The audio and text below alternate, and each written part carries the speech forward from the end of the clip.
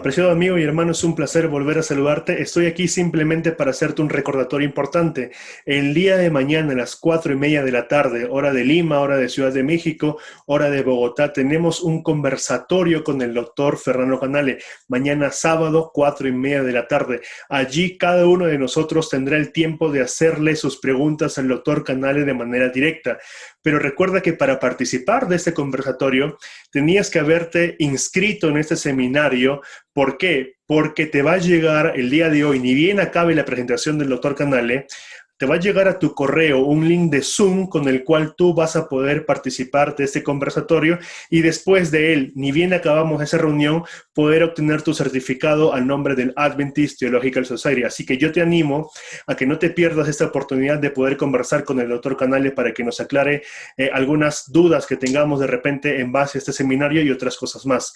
No tengo nada más que decir, así que doctor Canale, el tiempo es suyo. Adelante, por favor. Es un gran placer extender una muy cordial bienvenida a todos mis hermanos y amigos que se están uniendo a esta transmisión sobre la unidad de la Iglesia y sus desafíos contemporáneos. Este es el título de un seminario con 5 presentaciones que hemos estado transmitiendo por gentileza de la Iglesia Adventista de San Borja en Lima, Perú. Estamos ahora en la quinta y última presentación titulada El cristianismo de la sola escritura, de la división a la unidad. En realidad lo que hemos estado haciendo en este seminario es explorar la situación de la iglesia cristiana y la iglesia adventista en particular, describiendo de que en este momento, en la tercera década o entrando a la tercera década dentro de poco del siglo XXI, encontramos al cristianismo claramente dividido. Esto no es novedad, comenzó a dividirse con la Reforma Protestante y también encontramos al adventismo dividido. El adventismo comenzó como un movimiento ecuménico, encontrando un sistema completo de teología, de verdad, de doctrinas y de filosofía, y sin embargo, en el proceso del tiempo, en la medida que fue creciendo, desarrollando instituciones especialmente educativas de alto nivel, los miembros de la iglesia tuvieron que familiarizarse con el nuevo contexto de las ideas teológicas que se habían ido desarrollando a través de siglos en el cristianismo.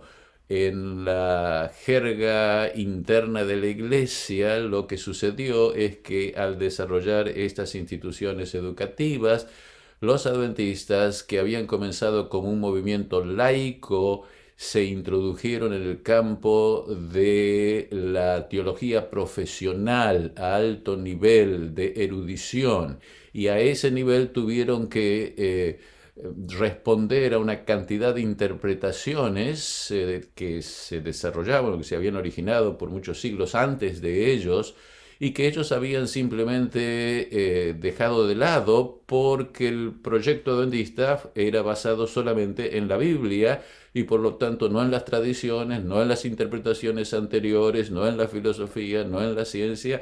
Así que así se habían ido desarrollando hasta que en el 1960 ya de lleno comenzó esta actividad que encontró en ese momento, como lo explicamos en la segunda presentación, a un adventismo ya dividido, que ya había olvidado sus orígenes en el sentido metodológico de la práctica, es decir, había olvidado que los pilares del adventismo eran los principios macrohermenéuticos para entender la teología, y poco a poco, al responder a estos desafíos teológicos, comenzaron a incluir ideas, y eso fue llevando a la introducción en el adventismo de sistemas que lo dividen profundamente.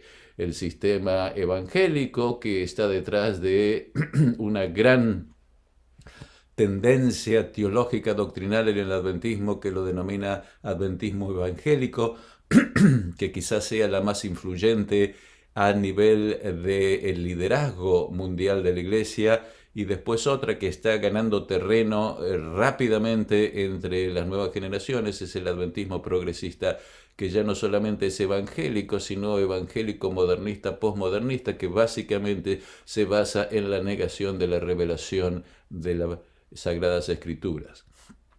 Ahora, en esta quinta presentación que se titula El cristianismo de la sola escritura, de la división a la unidad, el ecumenismo bíblico, entre paréntesis, para contraponerlo al ecumenismo católico, que es el que en este momento se está promoviendo a nivel mundial, a nivel global, en la cristiandad, con el liderazgo de la Iglesia Católica y del Papa Francisco.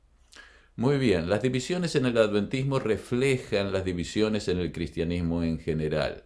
Es decir, en el cristianismo hay una división a partir del siglo XVIII, el siglo XIX, con el empiricismo que entra a transformar la mentalidad intelectual de Occidente, y entonces los que pensaban como se había desarrollado originalmente la teología cristiana basada en la filosofía de Aristóteles, de Platón, de Agustín, de Aquino, se llaman la teología clásica, y allí es donde hay una división en el adventismo, porque esa teología clásica evangélica es la que está detrás de una tendencia muy fuerte en el adventismo, del adventismo evangélico, que básicamente sigue el programa teológico, el sistema teológico general originado por Calvino y Lutero.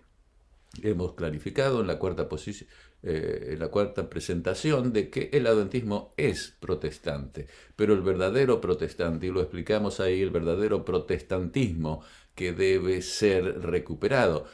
Y esto claramente se ve al nivel ecuménico, porque en esta primera parte del siglo XXI claramente se ve a los líderes evangélicos conservadores cruzar el abismo y entrar en unidad, buscar unidad global bajo la dirección y el liderazgo del Papa. Y por otro lado está la teología moderna, que se expresa en el adventismo progresista, en el cual la evolución y el panenteísmo y el empiricismo y el cientificismo determina que todo lo que traemos al desarrollo de la teología sea básicamente una cultura humana y no una revelación sobrenatural.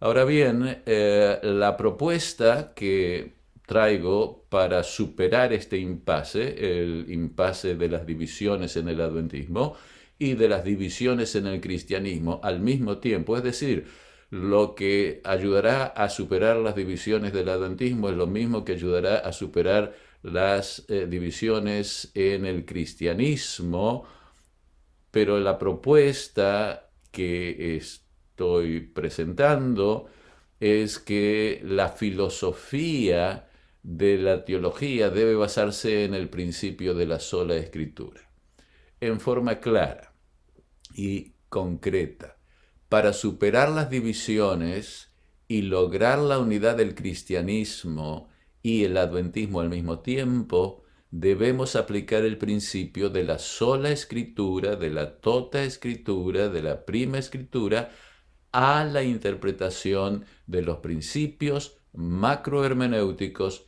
de la teología cristiana que introdujimos en nuestra tercera presentación.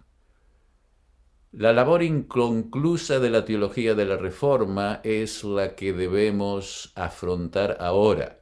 La Reforma protestante nunca ha sido terminada, porque las Escrituras siempre han estado bajo el gobierno de la filosofía, la llamada sierva de la teología, la reina de las ciencias, es decir, la teología estuvo siempre bajo el gobierno de la filosofía y lo continúa estando.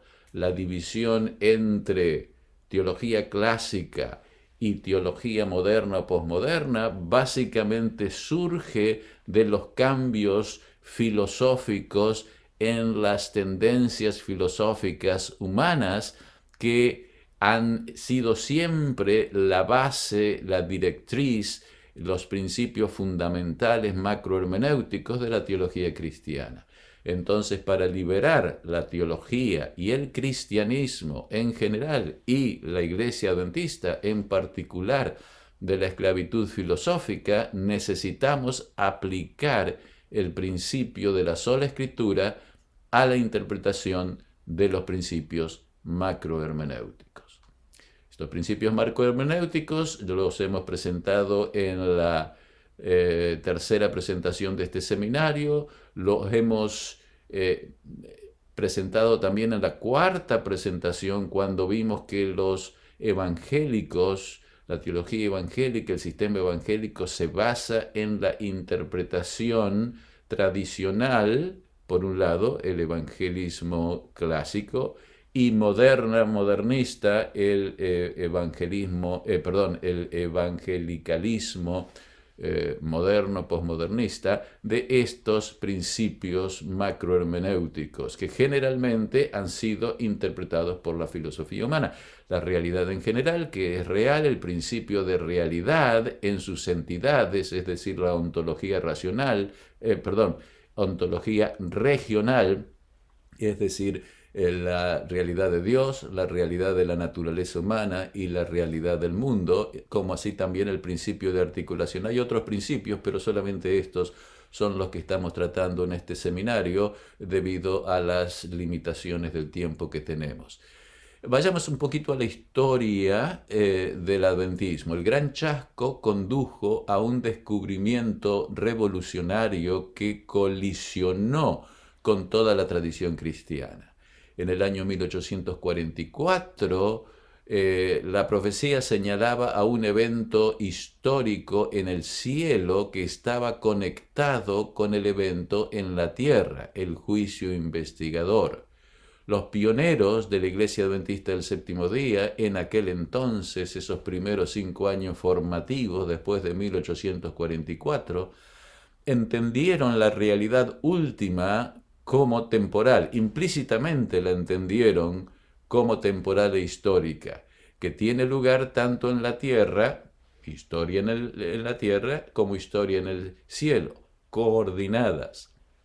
El cielo era un lugar histórico para ellos, la realidad en general para ellos era temporal.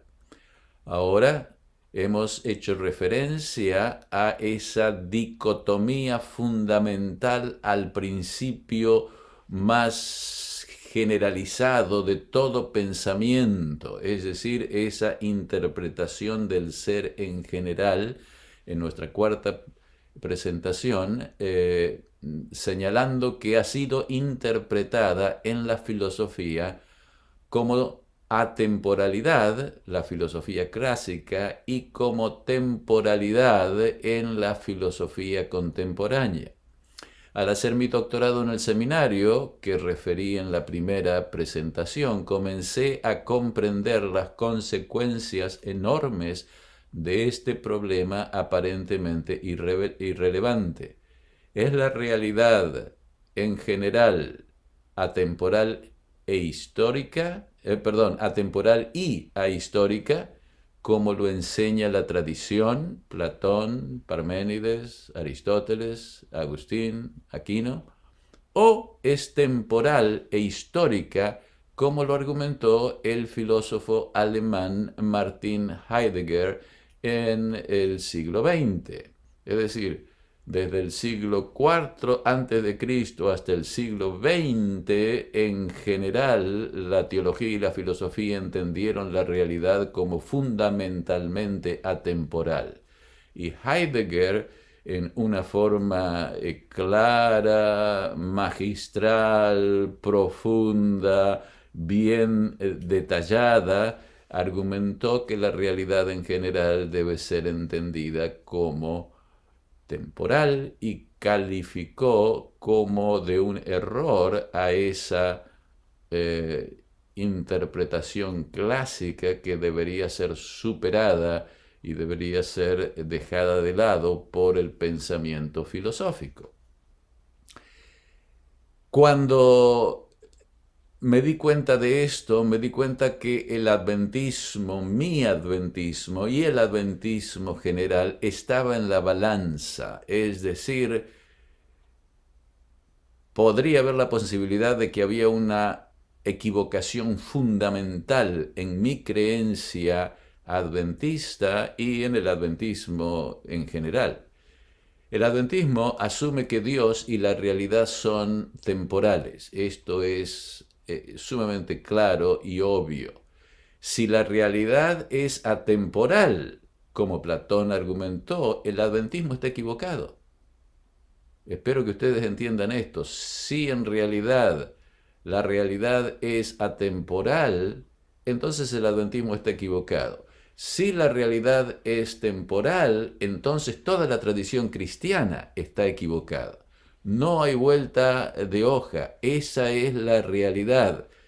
Uno o otro. Recuerdan que es ese momento, la disyuntiva, el momento donde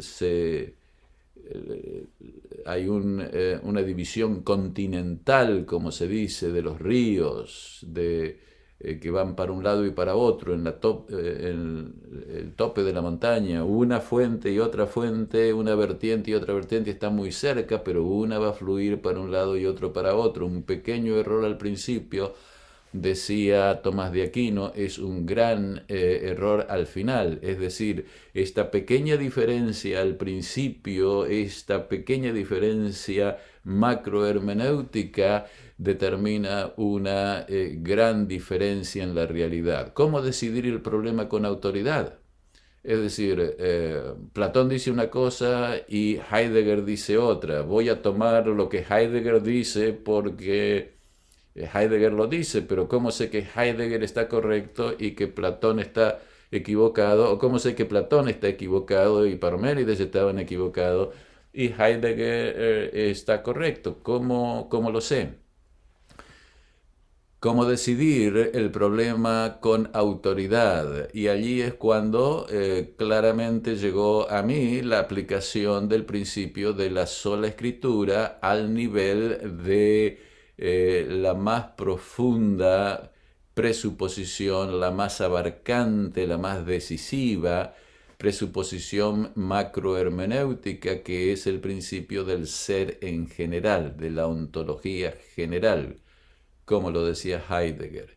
Eso es lo que hice en mi tesis. La pregunta era, ¿qué dice la Biblia respecto de la realidad en general? ¿Es atemporal o es temporal? Esto no lo puedo decidir yo, no lo puede decidir Parménides, no lo puede decidir Heidegger, lo tiene que decidir la Biblia.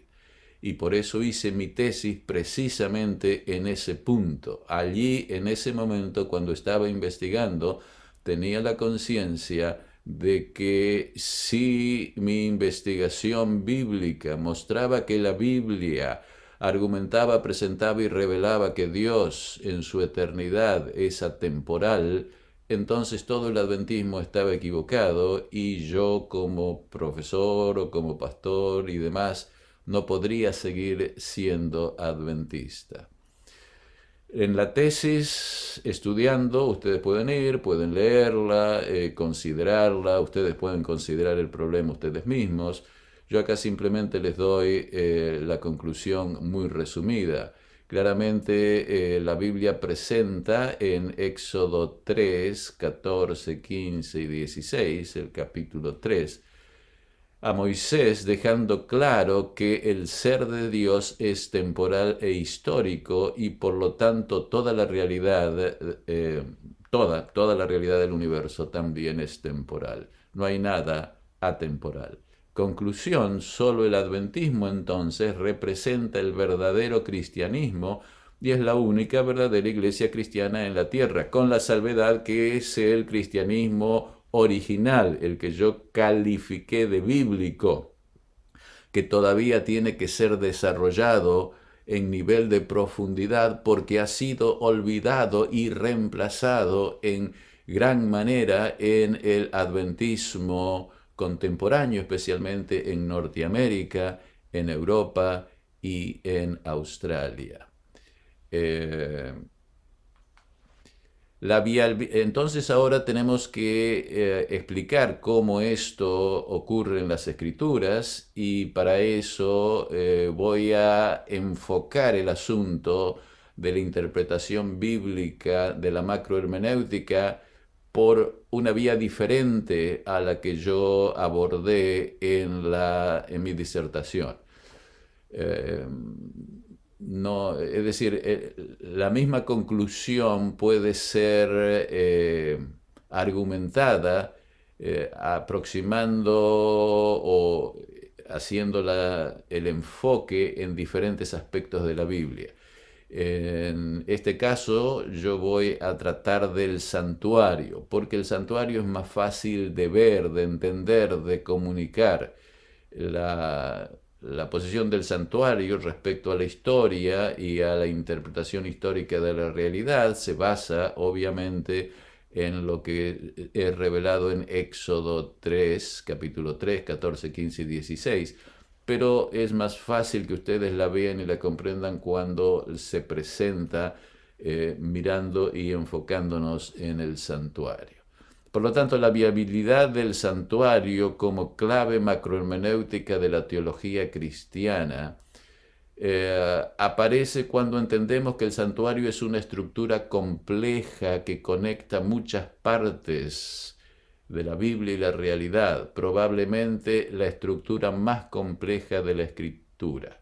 Es decir, cuando vamos a la Biblia encontramos muchas cosas, podemos encontrar a Cristo, podemos encontrar a Dios, podemos hablar de la Trinidad, podemos hablar de la profecía, pero cuando encontramos el santuario y nos enfocamos en el santuario, que es una cosa que la teología cristiana y evangélica no ha hecho, ¿por qué no lo ha hecho? Porque si ellos piensan de que la realidad es atemporal, obviamente el santuario que es temporal no puede ser una estructura ontológica, pero el santuario se presenta en la Biblia en la base de Éxodo 3, 14, 15 y 16, pero es en sí una estructura muy compleja. Eso queda claro por las varias porciones extensas de la Biblia en el Antiguo Testamento y en el Nuevo Testamento para eh, referirnos a este asunto, y se ve que es muy compleja. Es decir, el santuario en sí tiene muchas partes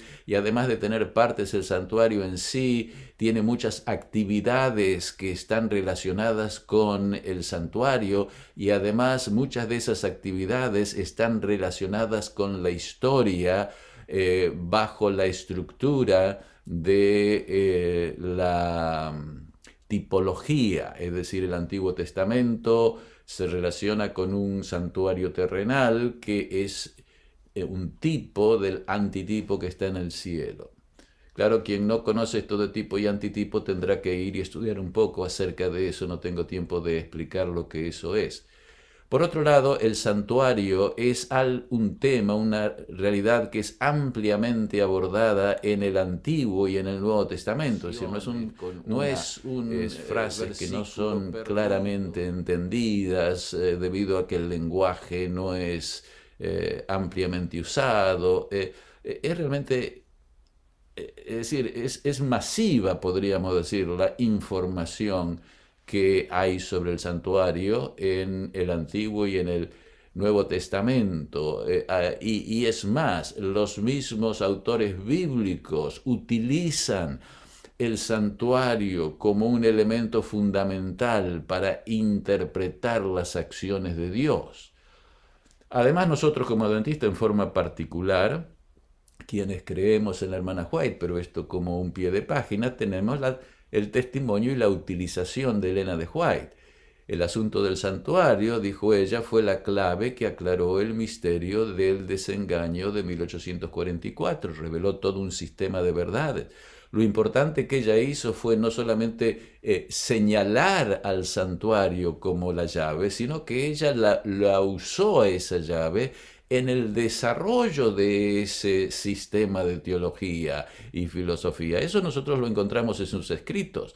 Ciertamente en la serie del Conflictos de los Siglos, ella cuidadosamente sigue esa estructura, esa interpretación de la realidad y utiliza el santuario como la clave. O sea que en ella misma vemos cómo este desarrollo y comprensión de la teología se expresa. Por supuesto, la señora de White no desarrolló la teología a nivel científico, a nivel intelectual, pero la desarrolló en un nivel simple, pero muy coherente, coordinado, es decir, una simplificación de aquello que también puede expresarse y argumentarse a nivel de erudición. Ella estaba simplemente explicando esto a nivel de la gente común. El santuario. Vayamos ahora al santuario y ver cómo el santuario nos ayuda a entender el principio macrohermenéutico de la realidad.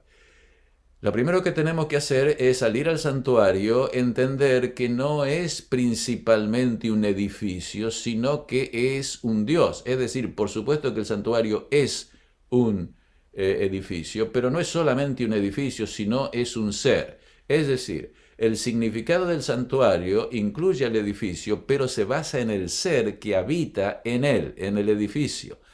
El centro del santuario, por lo tanto, es Dios. Tenemos el santuario, Antiguo Testamento, Nuevo Testamento, en las profecías, pero el centro de ese santuario es Dios, el ser divino que habita en él. El Dios que habita en el santuario es Dios y el santuario requiere la Trinidad. Esto daría mucho para hablar, pero básicamente es en el santuario y a través, por ejemplo, del juicio investigador, que nosotros vemos que la Trinidad tiene acciones que no son iguales unas a otras. En el proceso de la salvación, el Padre tiene ciertas acciones, el Hijo tiene otras acciones y el Espíritu Santo otras que están explicadas a lo largo de la Biblia, pero que están requeridas de una manera sistemática en el santuario.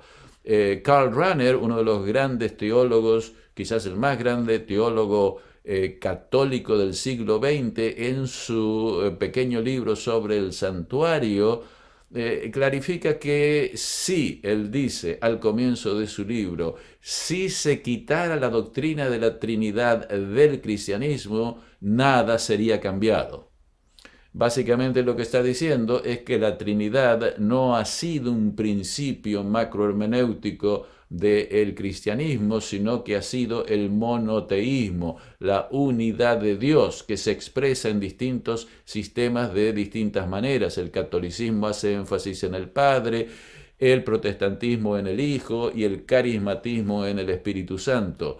Y los demás básicamente no tienen actividades específicas en el sistema de la teología. No así en el sistema bíblico y en el sistema adventista. Siguiendo con el santuario. El santuario, por lo tanto, es la morada del ser. El Dios de las Escrituras habita en un edificio en el espacio y el tiempo.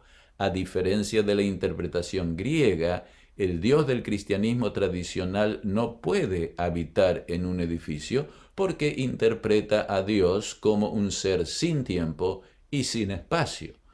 La exégesis hermenéutica nos dice que el cristianismo tradicional considera que el santuario es solo una metáfora, es decir, cuando se hace exégesis hermenéutica se aplican los principios microhermenéuticos, mesohermenéuticos y macrohermenéuticos. Entonces, si hacemos una exégesis hermenéutica, estamos asumiendo en la teología cristiana en general que Dios es atemporal, y si Dios es atemporal, entonces ese santuario no puede ser la habitación de Dios. Por lo tanto, el santuario, cuando dice que Dios habita en él, es en su significación teológica, solo una metáfora, una figura del lenguaje, pero no algo real. Es decir, Dios no habita realmente en ese edificio. Moisés, por el contrario, expresa que el santuario revela la naturaleza temporal e histórica de Dios. Es decir, el Dios de las Escrituras no está limitado por el espacio y el tiempo, pero es compatible con ellos de tal manera que el santuario no lo puede contener y al mismo tiempo lo contiene. Es decir, Dios habita realmente en ese edificio o en el edificio del cielo, que será más grande, será más lindo, pero todavía es limitado. Y sin embargo, el que Él habite realmente en ese lugar no lo limita. Las implicaciones teológicas de la historicidad temporal de Dios. En primer lugar, si en lugar de asumir con la teología y filosofía clásica y la teología y la filosofía contemporánea panenteísta de que Dios es básicamente atemporal, y asumimos que Dios es temporal e histórico, Dios puede entonces revelarse cognitivamente en el espacio y en el tiempo de forma directa, no indirecta como lo refería Agustín. ¿Se acuerdan que en la presentación cuarta, la presentación anterior, leíamos un párrafo de Agustín en el cual él decía de que lo que Dios lo dice sin tiempo y nosotros lo tenemos que entender en tiempo? Hay una traducción de lo atemporal a lo temporal y de lo temporal a lo atemporal, es decir, Dios tiene que traducir lo atemporal a lo temporal y nosotros tenemos que, para entender la verdad de Dios, hacerlo a la inversa, para ver qué es aquello atemporal que en realidad es la verdad que existe desde toda la eternidad sin cambio alguno, simultáneamente en Dios. La escritura es la palabra de Dios, sin embargo, de esta manera directamente, es decir, Dios es capaz de hablar el idioma inglés, el idioma griego, el idioma castellano, en su secuencia, y por lo tanto puede hablar directamente con los seres creados y puede hablar directamente con los profetas. Por lo tanto, la escritura es la palabra de Dios para el hombre y la fuente autoritativa de la teología, es decir, que esta presuposición tiene una influencia, un peso enorme en la comprensión de los datos teológicos revelados. Además, cuando uno afirma la historicidad de Dios, se establece la continuidad y la armonía interna del Antiguo y Nuevo Testamento. Es decir, toda la revelación de Dios, desde el Génesis al Apocalipsis, es una continuidad armoniosa de actividades de Dios en los cuales no hay contradicciones, sino que hay ampliaciones armoniosas de las actividades y revelaciones anteriores que Dios ha dado en tiempos anteriores en la historia, de tal manera que todo lo nuevo trae elementos diferentes, pero siempre armoniosos con lo previamente explicado, revelado y actuado por Dios, el Dios de la Trinidad. Los actos históricos de Dios en Cristo se convierten en el centro de la teología del Antiguo Testamento y del Nuevo Testamento, tanto sistemática como práctica. Es decir, a través de toda esa historia vemos cómo Cristo está actuando la salvación en realidad. Dado que los actos históricos de Dios son salvíficos, entendemos que la expiación es un proceso histórico. Esto es un asunto tremendamente revolucionario que los adventistas tenemos. La salvación no es entendida históricamente por los católicos y no es entendida históricamente por los protestantes. Los católicos lo hacen con un acto, el acto el milagro del pan y del vino, el milagro del sacramento, y los protestantes lo hacen en relación a la cruz y la justificación. Pero es solamente un acto. Dios hace un acto y ese acto salva. Mientras que para el Antiguo Testamento y el Nuevo Testamento, y consiguientemente para los adventistas, es un proceso histórico. Al entender la salvación como un proceso histórico, nosotros estamos yendo completamente en contra de toda teología católica y protestante en su sentido sistemático. No estamos diciendo de que haya aspectos aquí y allá puntuales que la gente católica y protestante no crean correctamente porque simplemente tienen que referirse a la Biblia puntualmente, y entonces hay ciertos elementos y prácticas y demás que son entendidos apropiadamente. Pero eso no significa que el sistema sea correcto, porque el sistema de la salvación, que es el elemento último, el blanco de toda la revelación y la actividad de Dios y de la teología, es un proceso histórico y no es puntual. Ese proceso, esa presuposición macrohermenéutica de que Dios es histórico, establece y necesita, requiere la interpretación historicista de las profecías apocalípticas.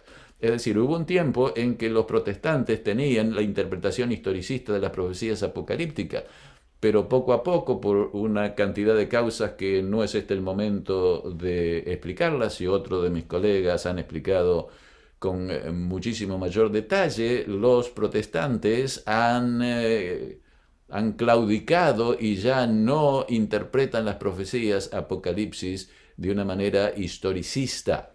Y esta es algo que solamente los adventistas tenemos. ¿Por qué interpretamos las profecías apocalípticas historicísticamente?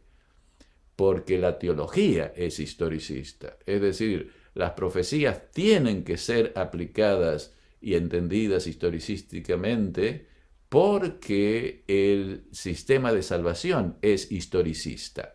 Dios salva en una forma historicista, es decir, a través de un proceso histórico en el espacio y el tiempo. Y por eso las profecías deben ser interpretadas historicísticamente, y es la interpretación correcta, asumido que tenemos estos principios y los seguimos.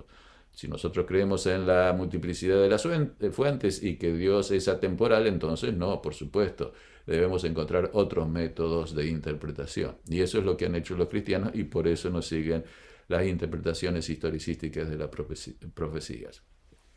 Requisitos del principio de articulación. Es decir, ahora nos movemos del principio de realidad, de la historicidad de Dios y la historicidad de la realidad en general, a el principio de articulación. El principio de articulación tiene que ser bíblico.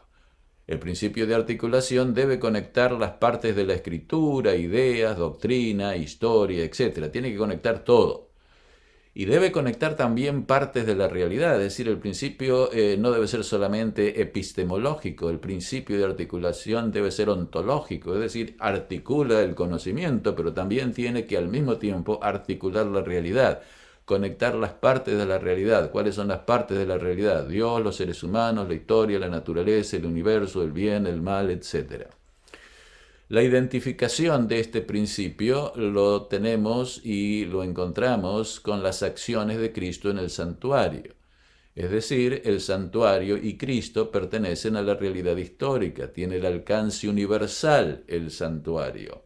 Es decir, está en el Antiguo Testamento, en el Nuevo Testamento, a través de toda la historia, y también en el cielo.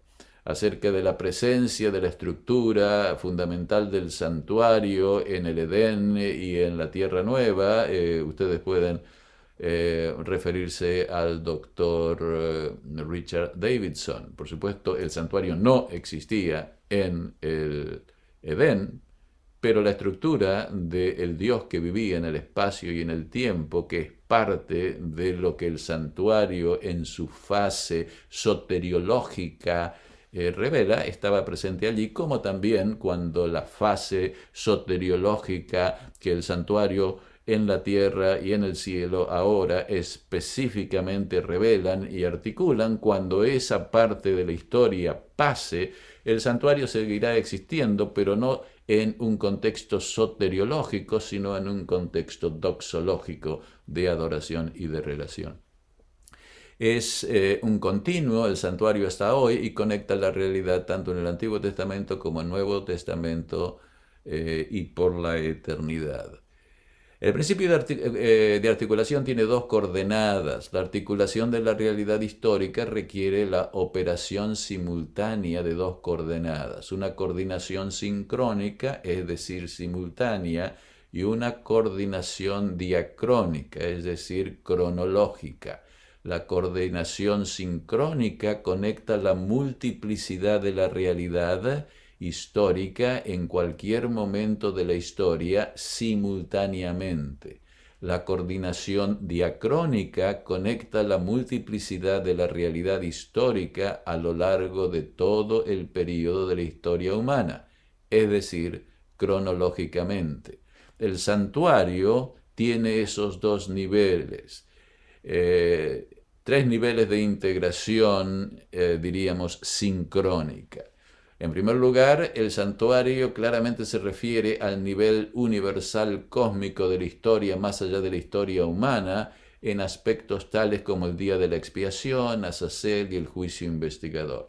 También, en un aspecto más reducido, se relaciona con el aspecto social de la realidad, la historia social de la Iglesia como el contenido pactual de la estructura del santuario y la Nueva Jerusalén por la eternidad. Y finalmente, en una forma más reducida, claramente el santuario se refiere al individuo, la salvación individual, la transformación, la justificación, la santificación, la expiación, el sacrificio diario, etc.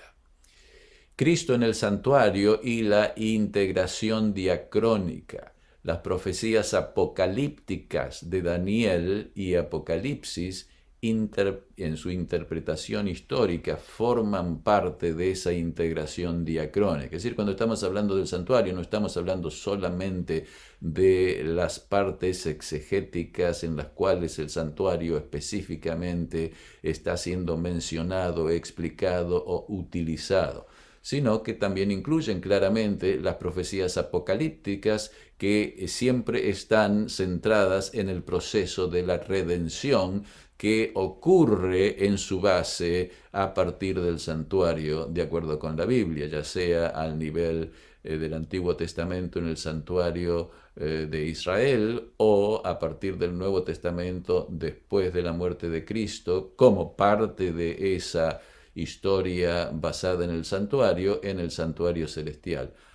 Estas profecías historicistas de Daniel y Apocalipsis conectan históricamente los grandes actos redentores de Cristo en el contexto del santuario y por supuesto es el centro de toda la historia bíblica. Acá vemos el principio de articulación en un diagrama. Vemos la visualización de las coordenadas sincrónicas y diacrónicas. La sincrónica es la vertical y la diacrónica es la horizontal, y tenemos el nivel cósmico, nivel y social, y después tenemos el nivel diacrónico con acciones no repetitivas sino únicas.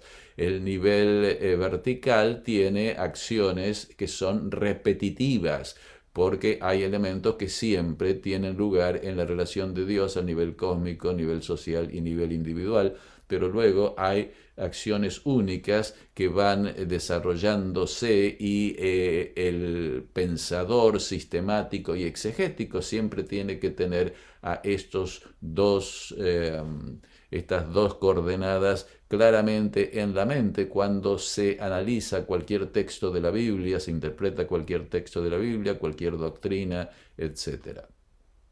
El principio de articulación, por lo tanto, tiene ciertos componentes estructurales que voy a simplemente, rápidamente mencionar.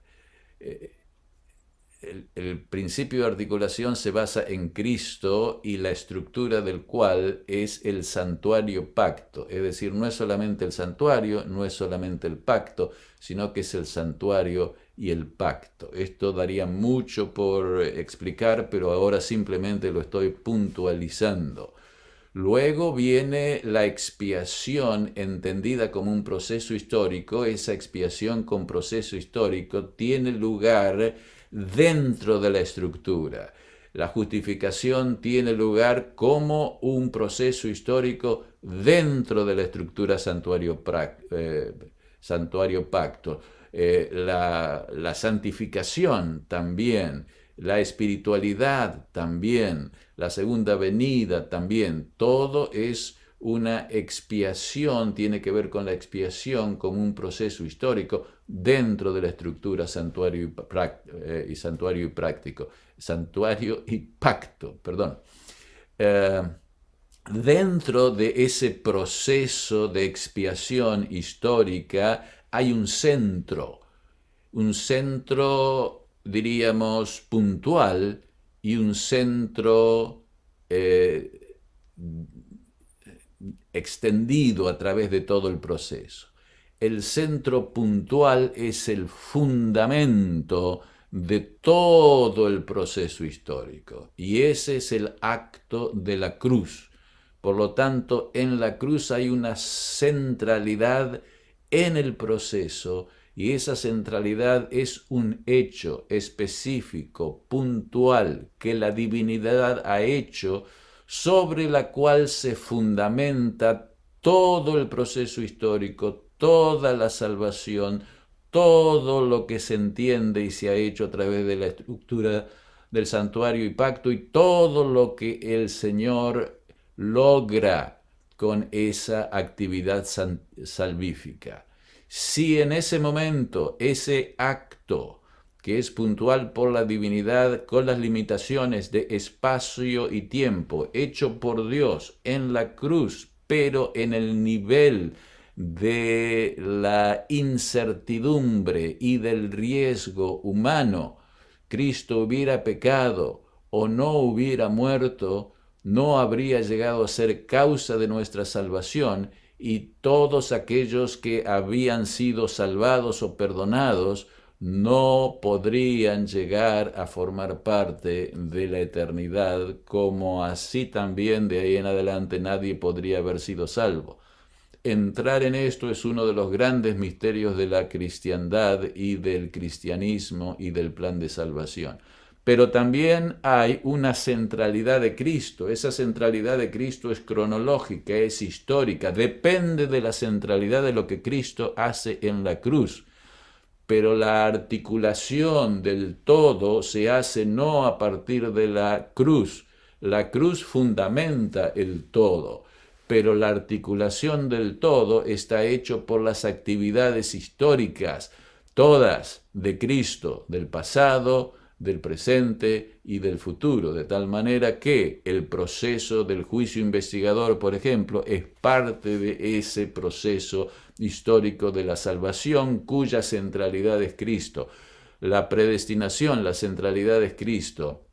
La providencia, es decir, la estrategia histórica de Cristo al ser el rey y el articulador de todo lo que pasa en nuestras vidas, en la iglesia y en la historia, la centralidad siempre es Cristo.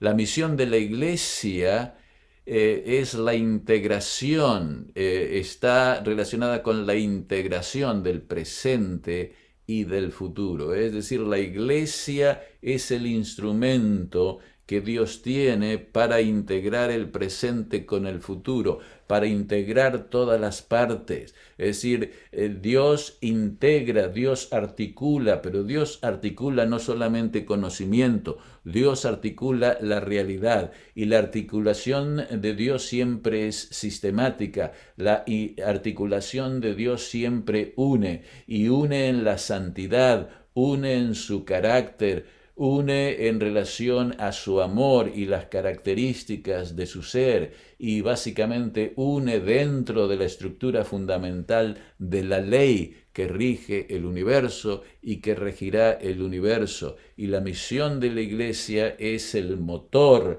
la iglesia es el método para llevar a esa integración y para Dios llevar adelante esa unidad de la iglesia que al mismo tiempo es la salvación. Además, dentro de todo esto está, para que se dé esa unidad, también está la teodicea, es decir, obviamente Dios está uniendo Pero hay gente que no estará unida, hay gente que queda en el camino, hay gente que no será salvada y por lo tanto se levantan preguntas racionales que amenazan esa unidad que Cristo está uniendo con los que aceptan a su amor y su mensaje. Y por lo tanto tiene que haber un proceso que explique y que una, aun cuando Dios deba hacer el juicio, deba juzgar a los que no aceptan el plan de salvación y los deba aniquilar. Y por eso es que la teodicea, como juicio investigador, también son pasos necesarios en el proceso histórico de la redención que termina con la eternidad futura en la nueva Jerusalén, cuando ese blanco que Dios determinó en la predestinación, de acuerdo con Efesios 1, de traer todas las cosas bajo una cabeza, esa cabeza siendo la cabeza de Cristo, llegue a ser una realidad y haya armonía de amor, como dice Elena de White al terminar el conflicto de los siglos, que así como al principio había armonía desde un extremo del universo hasta el otro, luego de la historia de la redención, también el amor reinará, la armonía general centrada en Cristo de un extremo a otro del universo. Nuestra vocación, la base para la unidad de la Iglesia.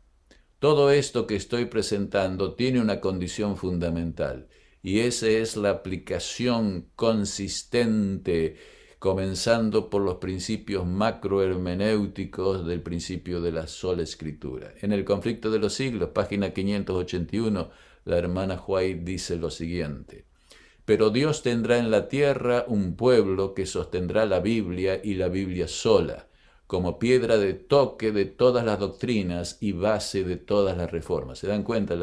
La Iglesia Adventista está basada en la Biblia, no en las doctrinas de la hermana White, no en lo que ella dice. Ella es una profeta, tiene autoridad, pero nosotros no la usamos a ella para determinar lo que es la verdad del cristianismo ni de nuestras prácticas. Ella nos ayuda a entender todo esto porque ella es una gran teóloga y además de ser una gran teóloga era una profeta que recibió instrucciones de Dios. Pero los elementos fundamentales de la doctrina está basada en la Biblia y el éxito del adventismo no es en seguir la hermana White como base y como datos para desarrollar y probar nuestra doctrina, sino hacerlo a partir de la Biblia. Ella misma lo dice, repito: pero Dios tendrá en la tierra un pueblo que sostendrá la Biblia y la Biblia sola como piedra de toque de todas las doctrinas y base de todas las reformas. ¿Quién es ese pueblo? Ni las opiniones de los sabios, ni las deducciones de la ciencia. Entonces ahora ella está explicando qué es esto de la Biblia y la Biblia sola. Ni las opiniones de los sabios, ni las deducciones de la ciencia, ni los credos o decisiones de los concilios tan numerosos y discordantes como lo son las iglesias que representan, ni la voz de las mayorías, nada de esto, ni en conjunto ni en parte, debe ser considerado como evidencia en favor o en contra de cualquier punto de fe religiosa. Antes de aceptar cualquier doctrina o precepto, debemos cerciorarnos de si lo autoriza un categórico "así dice Jehová". Aquí tenemos una predicción. Al final del tiempo va a existir ese pueblo. ¿Cuál es ese pueblo? ¿Es el catolicismo? No. ¿Es el protestantismo? No. Ese pueblo puede solamente ser el adventismo, y no todo el adventismo, porque el adventismo evangélico no sostiene la sola escritura y el protestantismo o el adventismo progresista no lo sostiene. Entonces tiene que haber una revolución interna a nivel de nuestras universidades, a nivel de nuestros seminarios, a nivel de nuestros estudiantes de teología, que comiencen a estudiar en profundidad este sistema de teología que se basa en la Biblia sola, como piedra de toque de todas las doctrinas, de todas las reformas, como la base de la filosofía, de los principios y la interpretación de los principios macrohermenéuticos.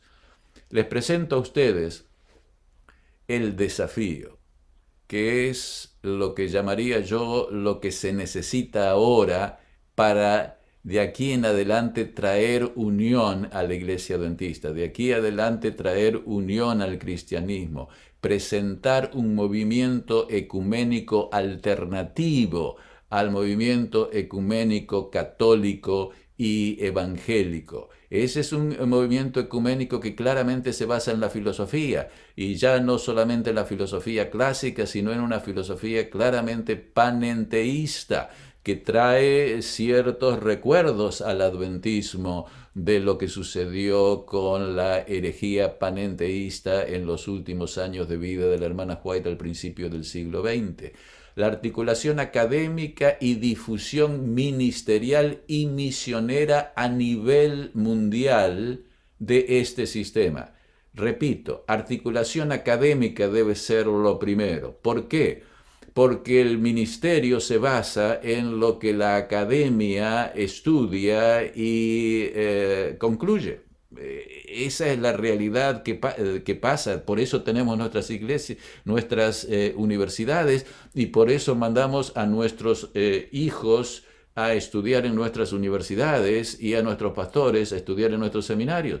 Por lo tanto, tiene que haber una articulación académica. Tiene que haber una revolución a nivel académico, profesores, dirigentes y alumnos en nuestras universidades. Es decir, el centro de la lucha está en nuestras instituciones. Me acuerdo de cuando era joven decía, el frente de batalla no está acá en el colegio, sino que tenemos que ir y hacer obra misionera. Eso era un error en aquel entonces. El centro de la batalla está en nuestras instituciones académicas y educacionales, porque el diablo ha traído el contraataque a nuestras instituciones, y es ahí donde debe batallarse cuerpo a cuerpo, a nivel profundo, intelectual, con convicción inquebrantable de que la Biblia es la única que tiene la autoridad, y ser obedientes hasta la muerte en aspectos de doctrina y en aspectos de práctica.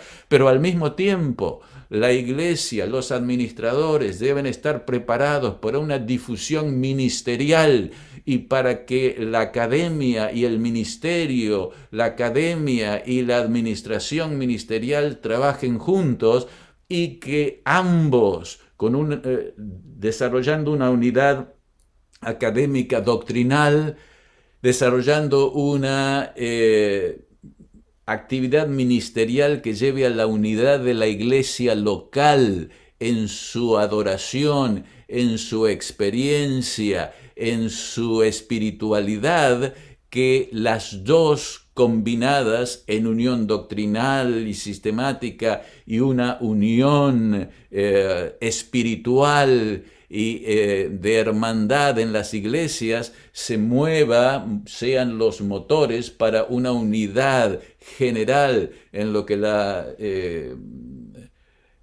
la Conferencia General está denominando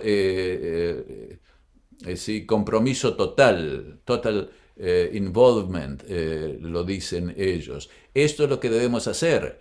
¿Y cómo lo haremos? Estos son los pasos.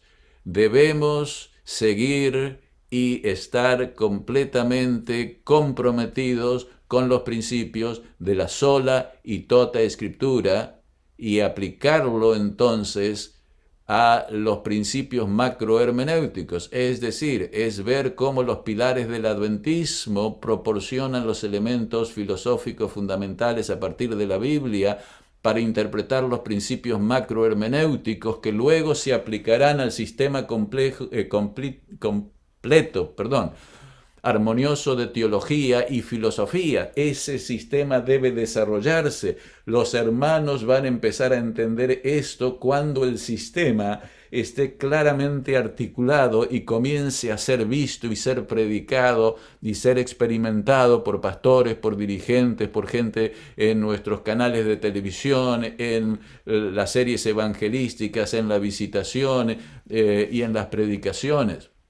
Y luego el que se desarrollen paradigmas ministeriales, educativos y misioneros que expresen y estén fundamentados en este sistema armonioso de teología y filosofía para que llegue a la iglesia, a los pastores, a la gente fuera de la iglesia, a los intelectuales, a los que no son intelectuales, a los que no tienen educación, y que la organización de la iglesia se expanda para expresar las verdades adventistas como una alternativa al ecumenismo global. Seremos llamados a testificar a nivel ecuménico, y cuando lleguemos a ese punto tenemos que tener una posición clara, coherente, de tal manera que lo que digamos esté respaldado por la experiencia de la iglesia, por las doctrinas de la iglesia,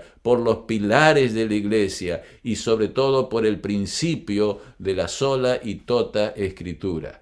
Que el Señor los bendiga ricamente. Aquellos de ustedes que están en el comienzo de su vida, que son los estudiantes que están buscando por respuestas, hay una gran obra que hacer, y esa obra empieza ahora, empieza en las iglesias, empieza especialmente en nuestras instituciones educativas, especialmente en nuestros seminarios, y todos aquellos dedicados profesores y todos aquellos dedicados estudiantes serán utilizados por Dios para llevar este mensaje, el mensaje bíblico, a todo el mundo y apresurar su venida. Terminemos con una palabra de oración. Padre nuestro que estás en los cielos, gracias por tu amor, gracias por tu misericordia, gracias por tu sacrificio, gracias por tu ministerio, gracias por tus promesas, gracias porque pronto estás volviendo para terminar con el plan de salvación y para llevarnos a vivir para siempre contigo. Perdona nuestros pecados, perdona nuestras faltas, perdona nuestros pecados individuales y perdona nuestros pecados como iglesia. Ayúdanos a concentrar, a estar unidos, a poder estar unidos personalmente unos con otros, a que no haya disensiones futiles que nos estén separando, pero que sobre todo nos podamos concentrar en la actividad de encontrar esa verdad y testificar de esa verdad que ha de darnos esa unidad en el Espíritu, y que esa unidad en el Espíritu pueda darte la oportunidad de cumplir con la promesa de enviar la lluvia tardía, para que todo esto sea algo que tú haces y que no lo hagamos nosotros, sino que podamos ser utilizados como tus instrumentos en esta obra que tú has predestinado, que tú has anticipado, que has de hacer para la salvación de miles, y te imploramos que nos ayudes a estar preparados para aquel día glorioso que esperamos con ansia, en el nombre de Jesús. Amén.